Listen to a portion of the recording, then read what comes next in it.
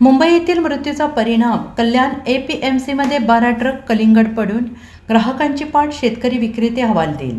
मुंबईत घडलेल्या एका धक्कादायक घटनेनंतर कलिंगडाच्या विक्रीवर मोठा परिणाम झालेला असून कल्याण कृषी उत्पन्न बाजार समितीमध्ये तब्बल 10 ते 12 ट्रक कलिंगडाचा माल विक्री अभावी पडून आहे। ग्राहकांनी अचानक कलिंगड खरेदीकडे पाठ फिरवल्यामुळे शेतकरी आणि विक्रेते मोठ्या आर्थिक संकटात सापडले आहेत।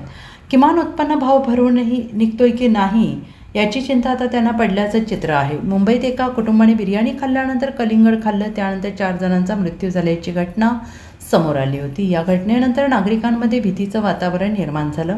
मात्र अन्न आणि औषध प्रशासनाने या मृत्यूचा कलिंगडाशी काही संबंध नसल्याचं स्पष्ट केलंय।